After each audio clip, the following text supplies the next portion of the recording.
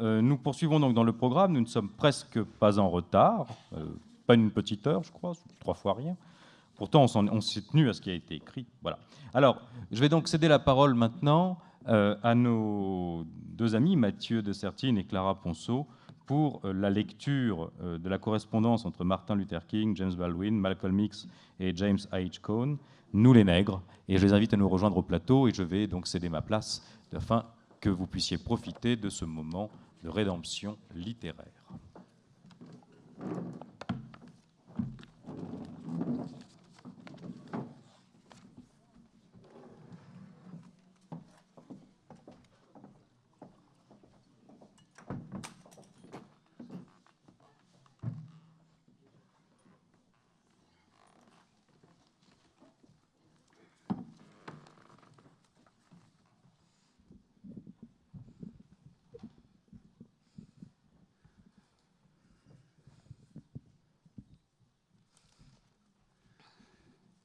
« 1955, 5 décembre. Martin Luther King est élu président de la MIA.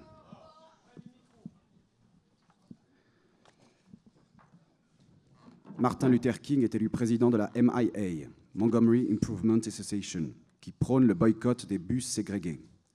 Montgomery fut son épreuve du feu. Il en était sorti victorieux. Sa première victoire, mais sa première leçon aussi. Il entrait dans une vie qui allait le consumer dans le feu de l'action. Chers amis, contre toute attente, je fus catapulté à la tête du mouvement de Montgomery. Je n'étais pas préparé au rôle symbolique que l'histoire me confiait, mais il n'y avait pas moyen d'y échapper. Comme chacun à Montgomery, je fus happé par le courant de la nécessité historique. Du fait de mon leadership dans le mouvement de Montgomery, mes devoirs et mes activités ont triplé. Une quantité de nouvelles responsabilités se sont abattues tel un torrent sur moi. Alors, je dus tenter d'être 4 ou 5 hommes en un seul. On aurait pu s'attendre à ce que ces responsabilités s'amenuisent après le boycott. Mais 3 ans après la fin du combat, la même situation demeure. En certains points, les demandes se sont même accentuées. Jeune rêveur d'étoiles happé par le puits du réel qui s'ouvrait sous ses pas, il s'en tirait grâce à son esprit pragmatique. Il passait sans transition du monde des idées au monde réel, non pas comme un simple philosophe entrant dans la caverne pour seulement dire à ses semblables qu'ils lui tournent le dos, bien au contraire. Il partageait leurs rêves et illusions, en leur disant qu'ils voyaient bien dans les ténèbres une lumière qui leur venait d'au-delà du présent. 1958, 20 septembre, Martin Luther King est blessé dans un attentat au couteau à Harlem. Martin se réveilla sur son lit d'hôpital et apprit de la bouche des chirurgiens qui l'avaient opéré que le couteau s'était fiché à quelques millimètres de l'aorte. S'il l'avait ne serait-ce qu'éternué, il ne serait plus de ce monde. Une lycéenne blanche lui écrit à l'hôpital. « Cher Pasteur King, je suis en seconde au lycée de White Plains. Bien que cela ne devrait pas compter, je voudrais mentionner que je suis blanche. J'ai appris par le journal le malheur qui vous est arrivé et combien vous souffrez. Et j'ai lu que si vous aviez éternué, vous seriez mort. Et je vous écris simplement pour vous dire que je suis bien heureuse que vous n'ayez pas éternué. » 1962. Le 2 août, apprenant que J.F. Kennedy s'était adressé aux élus d'Albany pour les inviter à discuter avec les leaders noirs, il lui envoya ce télégramme. « Monsieur le Président, satisfait par la droiture de votre déclaration dans la crise d'Albany, le révérend Abernathy et moi espérons sincèrement que vous continuerez à user de la grande influence morale de votre position pour nous aider à sortir de cette situation critique. » Martin fulminait contre la tiédeur de Kennedy. Cette mollesse ne présageait rien de bon. Le 11 septembre, il lui envoya ce télégramme alarmiste. « Monsieur le Président, j'ai appris de sources sûres que des Noirs étaient en train de s'armer dans beaucoup de quartiers où règne la terreur. Je continue de demander à mon peuple de rester non violent, mais j'ai peur que mes conseils ne tombent dans des oreilles sourdes si le gouvernement fédéral ne met pas en œuvre des actions décisives. Si les Noirs sont tentés par la violence, nous verrons s'abattre une sombre nuit de troubles dans tout le Sud. »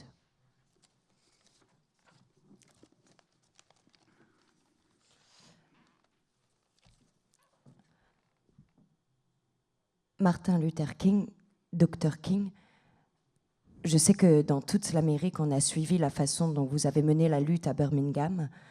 Avant de parler de ces problèmes qui ont eu la vedette dans les journaux et dans tous les moyens d'information, Je voudrais en savoir davantage sur vous-même.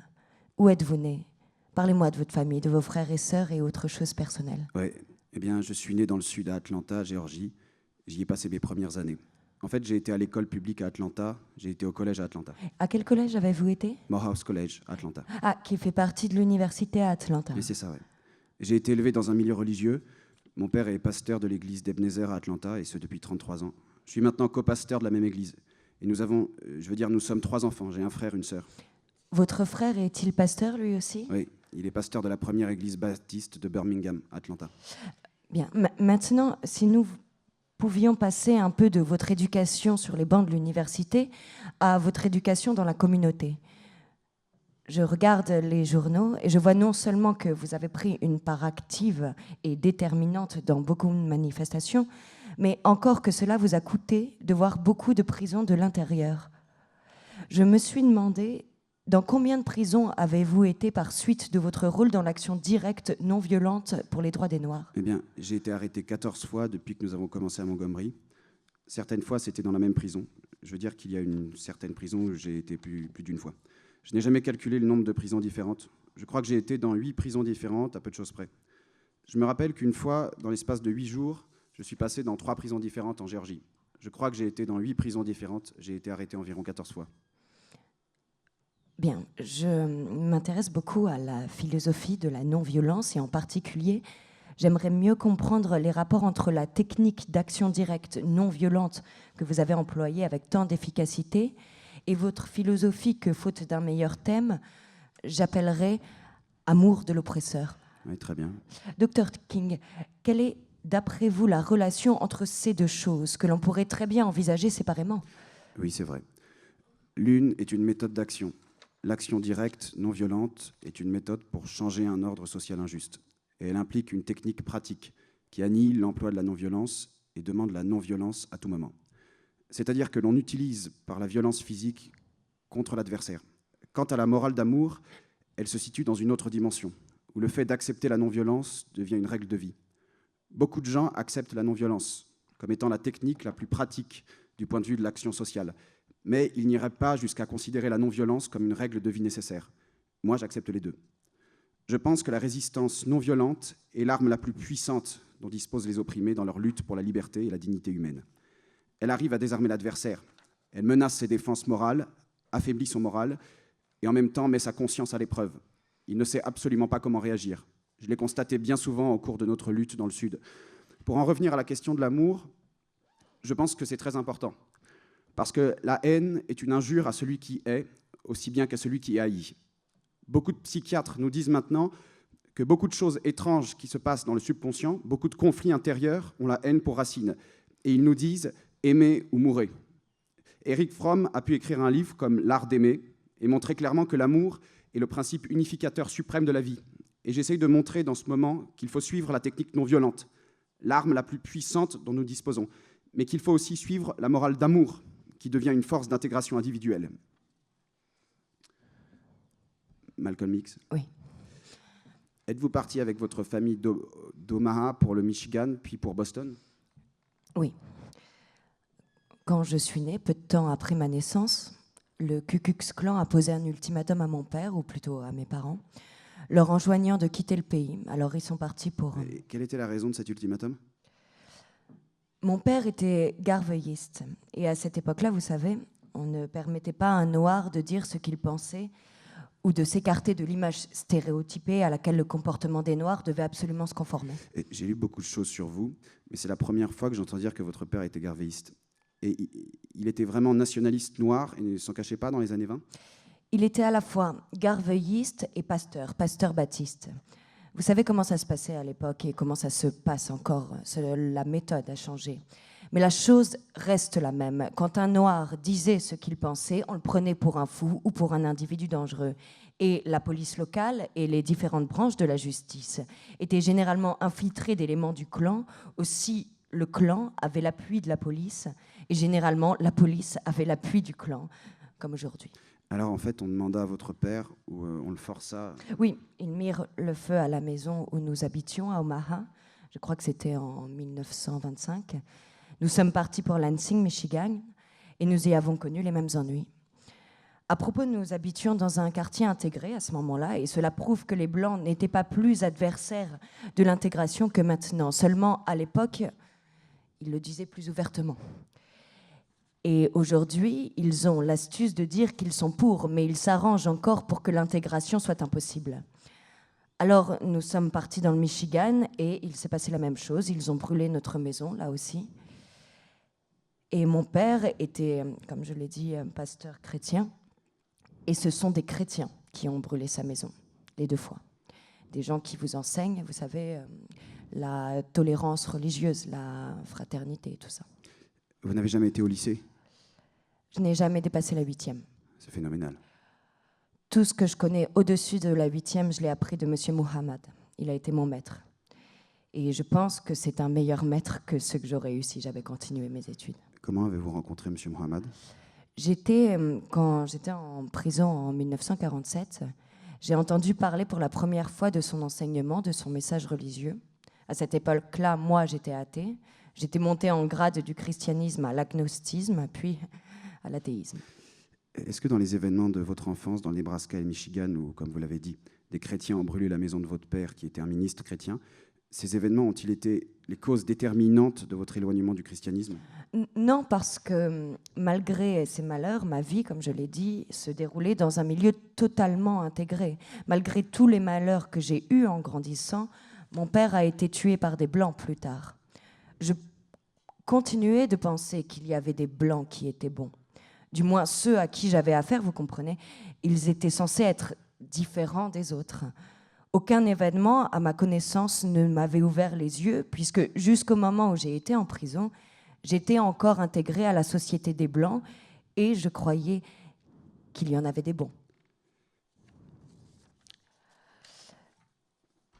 Monsieur James Baldwin, je voudrais vous demander ce que vous pensez des rapports entre l'appel de Martin Luther King, c'est-à-dire en fait la non-violence, et sa philosophie d'amour systématique pour l'oppresseur. Eh bien, laissons Martin de côté pour le moment.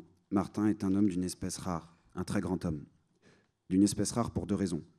Probablement simplement parce qu'il existe et parce que c'est un vrai chrétien. Il croit vraiment à la non-violence. En lui-même, il a trouvé quelque chose qui lui permet de le faire.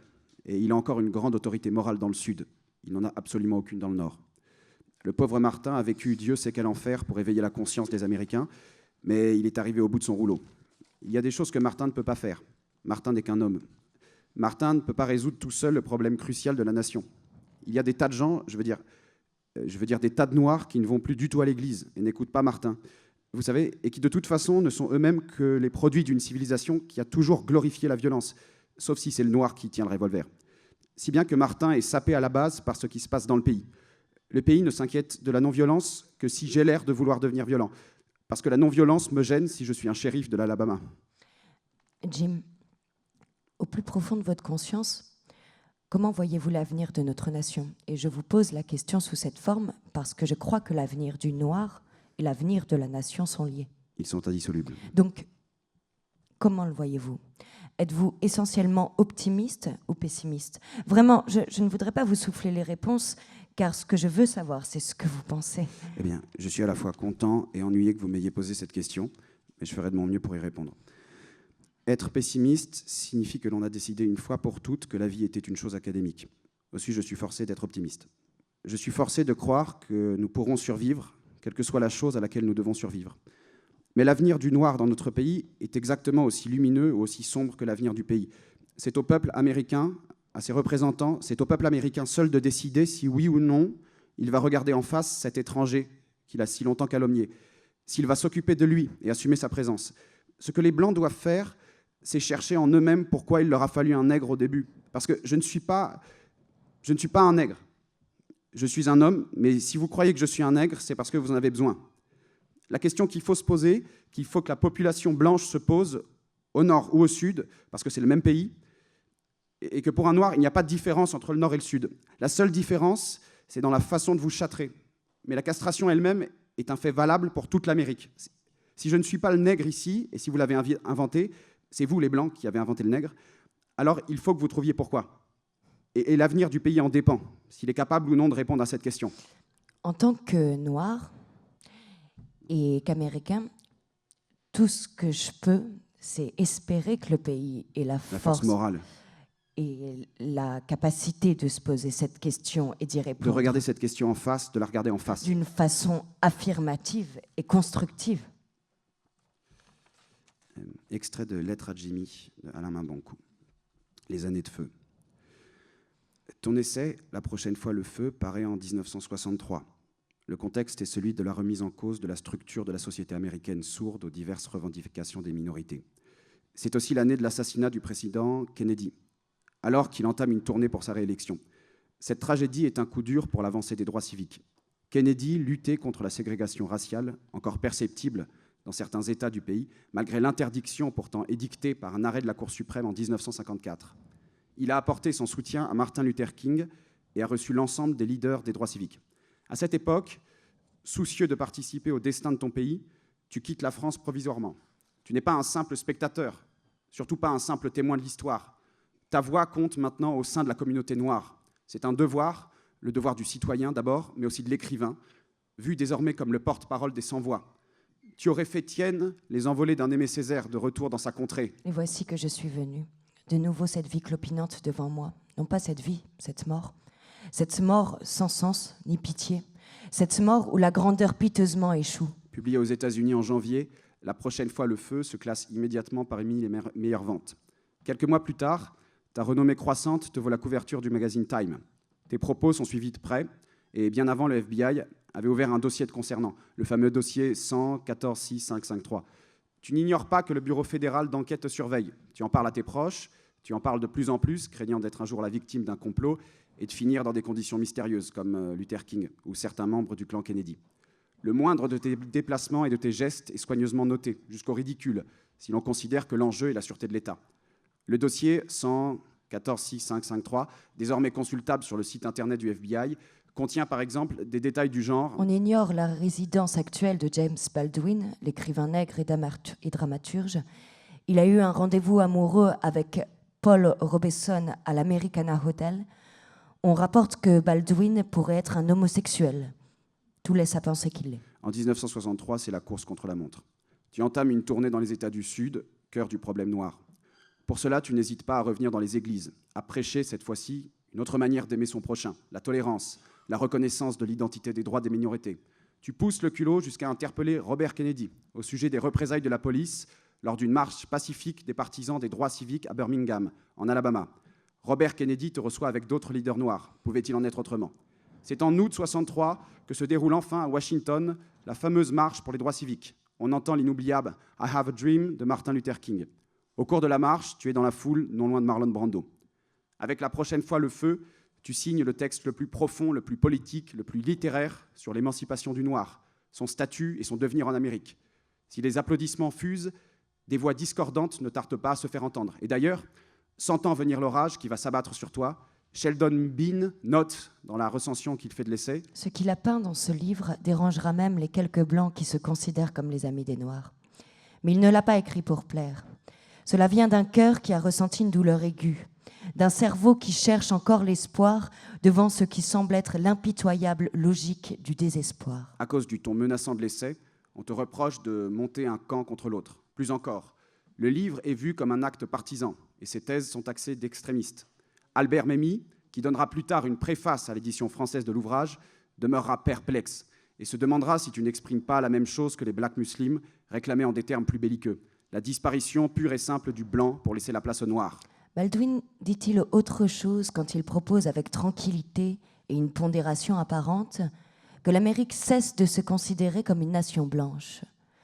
Devons-nous avouer aussi qu'après la lecture de son livre, nous sommes plus effrayés que Baldwin lui-même? Il n'est pas question pour toi de se liguer contre celui que beaucoup qualifient, comme naguère ton père, de démon blanc. Il faut dépassionner les uns et les autres, repenser une intégration. Il serait lamentable de voir encore une fois les peuples se former en bloc sur la base de leur couleur. Humainement, personnellement, la couleur n'existe pas. Politiquement, elle existe. Mais c'est là une distinction si subtile que l'Ouest n'a pas encore été capable de la faire. Et au centre de ce terrible orage, de cette vaste confusion, se trouvent les Noirs de ce pays à qui il faut maintenant partager le sort d'une nation qui ne les a jamais acceptés et dans laquelle ils furent amenés couverts de chaînes. La prochaine fois, le feu ouvre les portes à tous ceux qui veulent comprendre ta définition, si définition il y a, du noir américain face à son compatriote blanc. Le rugissement qui s'élève des pages, le séisme que provoquent tes thèses, le crépitement d'un feu qui approche sont autant de présages à considérer. Et l'Amérique n'est pas dupe. Elle a entendu le message, mais peut-elle te suivre jusqu'au bout?